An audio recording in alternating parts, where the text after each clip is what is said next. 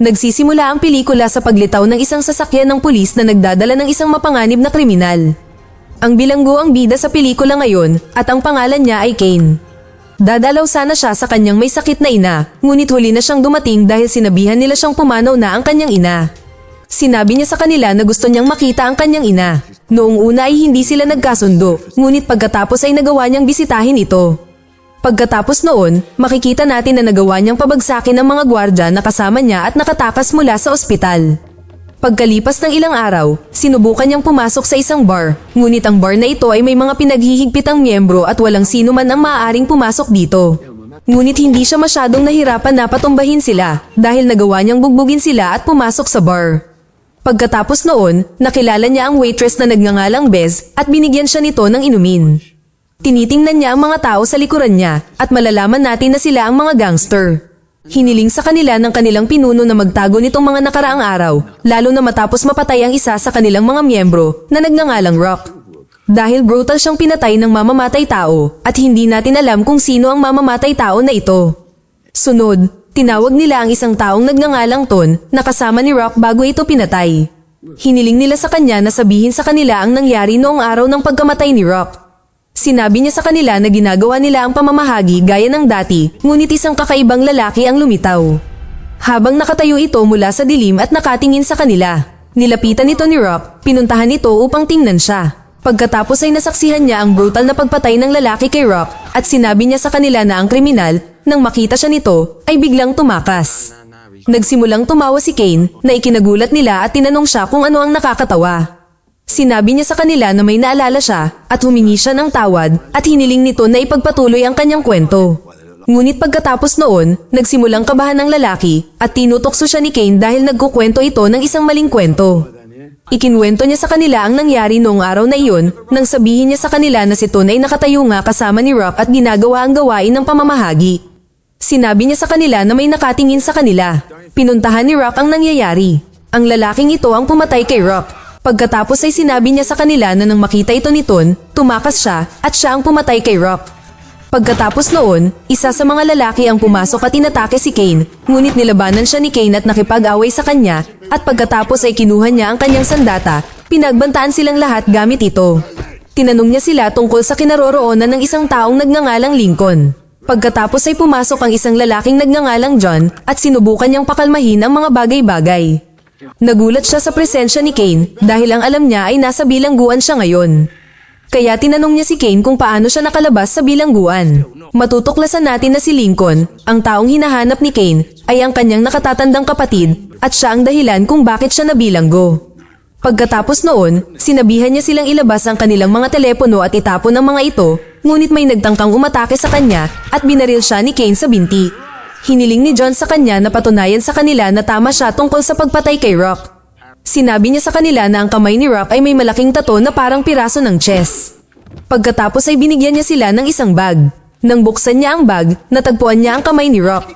Sila ay nasa estado ng pagkabigla at naniniwalang siya ang pumatay kay Rock. Sinabihan niya silang tumahimik at umupo sa kanilang mga pwesto. Pagkatapos ay sinabihan niya si Bess na dalhan sila ng inumin at si John ang magbabayad.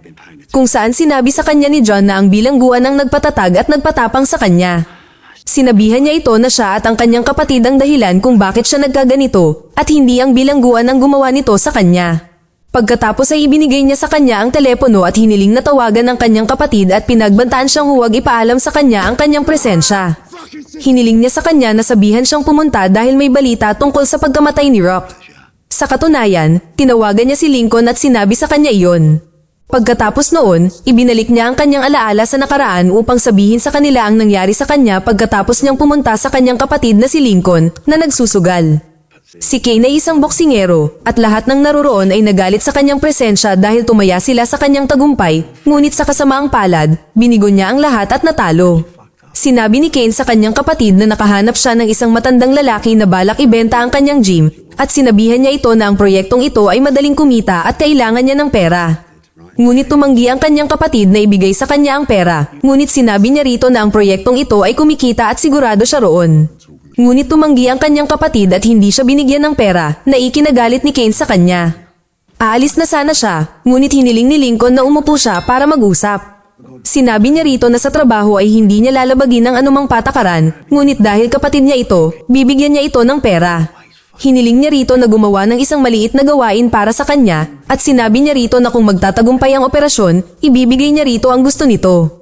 Sinabi ni Kane sa kanya na ayaw niya ang kanilang kahina-hinalang negosyo, ngunit sinabi sa kanya ng kanyang kapatid na simple lang ang trabaho at kahit sino ay kayang gawin ito. Pumayag siya matapos siyang pakalmahin ng kanyang kapatid at hiniling niya rito na pumunta kay Hyde para ibigay sa kanya ang mga detalye ng misyon. Pagpunta niya rito, binigyan siya ni Hyde ng isang bag at binigyan ng larawan ng isang babae at sinabi niya rito na ang babaeng ito ay pupunta sa kanya para kunin ang bag mula sa kanya at sinabi niya rito ang address. Pagkatapos ay sinabi niya rito na dapat niyang bantayan ito at kunin ang bag mula sa kanya at ibalik ito sa kanya. Tinanong niya ito kung ano ang laman ng bag, ngunit tumanggi itong sabihin sa kanya. Susunod, makikita natin si Kane sa kanyang selda habang paalis ito para pumunta sa banyo. Habang nasa daan, nabangga niya ang isang malaking tao at hiniling niya rito na humingi ng tawad, ngunit isinumpa siya ni Kane. Pagkatapos, nagkaroon ng marahas na pagtatalo sa pagitan nila. Sa kabila ng lakas ng lalaki, lumalaban si Kane, ngunit sa huli, dumating ang isa pang bilanggo at inatake siya at sinimulan siyang saksakin ng kutsilyo. Pagkatapos ay binugbog nila siya at binasag ang kanyang mga ngipin. Pagkatapos ay makikita natin siya sa klinika at nilagyan siya ng pustiso na naging dahilan para mas maging nakakatakot ang kanyang mukha. Dinalaw siya ng kanyang ina sa bilangguan at nalungkot siya dahil alam niyang hindi ang bilangguan ang lugar na dapat niyang puntahan. Sinabi niya rito na balak niyang kumuha ng abogado para sa kanya, ngunit wala na siyang pera. Tinanong niya ito tungkol kay Lincoln at sinabi nito sa kanya na wala siyang sinabi tungkol sa kanya simula noong araw na nakulong siya hanggang ngayon. Hiniling niya rito na sabihin rito na gusto niya itong makita kaagad, ngunit lumipas ang mga araw at hindi pa rin pumupunta ang kanyang kapatid. Kaya, nagpasya siyang umasa sa kanyang sarili. Ngayon ay ginugugol niya ang halos lahat ng kanyang oras sa pagsasanay dahil sa patuloy na pag-atake sa kanya ng mga bilanggo. Pagkatapos ay nakita natin siyang humihiling sa hukom na ilipat siya sa ibang bilangguan, ngunit tumanggi ang hukom at sinentensyahan siya ng 1 pang taon. Bumalik siya sa bilangguan at lumalaban sa mga taong nagtatangkang umatake sa kanya. Pagkatapos ay pinabagsak niya ang isa sa mga bilanggo sa lupa. Nakakagulat na humingi ng tawad sa kanya ang bilanggo na ito at inamin sa kanya na binayaran siya nina John at Lincoln ng pera para tapusin siya. At mula noong araw na iyon, naging baliw siya at nakikipag-away sa bawat sandali, hindi niya sinasayang ang anumang pagkakataon. Siya ay ikinulong sa solitary confinement, ngunit hindi siya tumigil. Literal siyang naging isang halimaw. Walang sino man sa bilangguan ang makakasabay sa kanya hanggang sa ang kanyang mukha ay naging parang mapa dahil sa mga pambubugbog na natanggap niya. Pagkalipas ng 3 taon, dinalaw siya ng kanyang ina. Sinabi niya sa kanya na ilang beses na siyang pumunta sa kanya, ngunit pinigilan siya dahil siya ay nasa solitary confinement. Sinubukan niyang sabihin sa kanya ang tungkol kay Lincoln na nagpadala ng mga tauhan upang patayin siya, ngunit pinutol niya ang kanyang mga salita at sinabi sa kanya na may isang lihim na gusto niyang sabihin sa kanya. Sinabi niya sa kanya na may kanser siya, ngunit tumanggi siyang sabihin sa kanila upang hindi sila malungkot. Sinabi niya sa kanya na magsisimula siya ng chemotherapy, kaya hindi siya makakapunta at makakadalaw sa kanya, ngunit sinabi niya sa kanya na huwag mag-alala dahil inaalagaan siya ni Lincoln. Nang tanungin niya siya kung ano ang gusto nitong pag-usapan, tumanggi itong sabihin sa kanya ang tungkol kay Lincoln. Tumanggi siyang kamuhian niya ang kanyang kapatid habang ito ay may sakit, dahil si Lincoln ang nag-aalaga sa kanyang ina. Ngunit pagkatapos mamatay ang kanyang ina, nagpasya siyang maghiganti sa kanyang kapatid. Nang tanungin nila siya kung paano siya nakatakas, sinabi niya sa kanila na noong nasa elevator siya kasama ang mga gwardya, binugbog niya sila at tumakas. Sinabi sa kanya ni John na hindi niya alam na mapanganib pala siya, ngunit sinabi niya sa kanya na maraming bagay ang nagbago nang buksan niya ang asul na bag. Nagbalik tanaw siya sa kanyang alaala noong pinapanood niya ang babae, at pagkatapos ay ninakaw niya ang asul na bag mula sa kanya, ngunit patuloy siyang sinusundan ng babaeng ito hanggang sa mabangga ito ng kotse at namatay. Pagkatapos ay inaresto siya, at sinabi nila sa kanya na ang babaeng ito ay isang ina ng 3 anak at isang lola ng 2 anak, at siya ay 49 na taong gulang. Nagtatrabaho siya bilang isang nutrition officer sa isang paaralan. Siya ay inakusahan ng pagnanakaw ng bag ng babae at sa gayon, siya ang naging sanhi ng pagkamatay nito. Sinabi sa kanya ng investigador na ang asul na bag ay naglalaman ng malaking halaga ng pera at si Lincoln ang nasa likod ng mga operasyong ito. Kaya hiniling niya rito na pagtaksilan ng kanyang kapatid at ang kanyang mga tauhan, ngunit tumanggi ito. Pagkatapos ay dumating ang isa pang opisyal at binugbog siya upang umamin, ngunit sa kabila ng pambubugbog, tumanggi siyang magsumbong tungkol sa kanyang kapatid. Sa kasalukuyan, dumating si Lincoln kasama ang kanyang mga tauhan habang bihag ni Kane si John. Sinabi sa kanya ni Lincoln na natutuwa siyang nakalabas na siya sa kulungan. Sinabi niya rito na poprotektahan niya ito, ngunit sinabi niya rito na hindi na siya malilinlang tulad ng dati. Hiniling niya sa kanila na kunin ang kanilang mga telepono at armas at ilagay ang mga ito sa mesa, at atubiling ginawa nila ang hiling niya.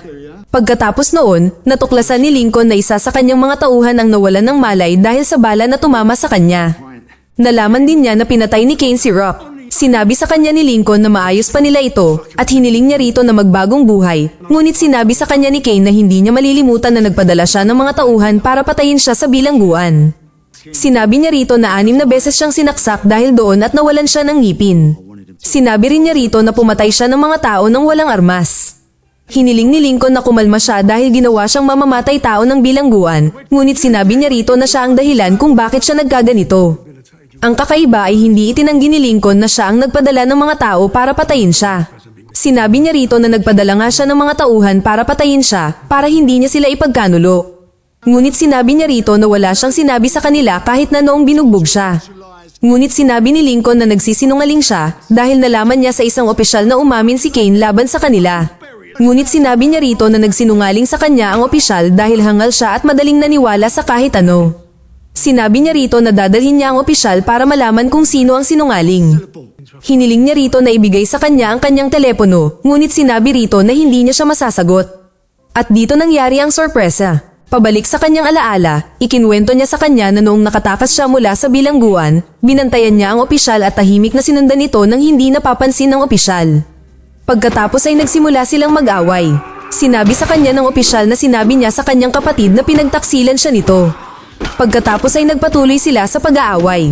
Sinabihan ni Lincoln si Kane na kumalma dahil pumapatay siya ng mga tao. Pagkatapos ay sinabi niya sa kanya na inaalagaan niya ang kanilang ina habang nasa bilangguan ito. Pagkatapos ay pinag-usapan nila ang tungkol sa babaeng namatay matapos mabangga ng kotse. Natuklasan natin na ninanakaw nila ang pera ng mga mahihirap. Sinabi sa kanya ni John na ibinabalik nila ang pera sa kanila at pagkatapos ay tumatanggap ng dobleng interes.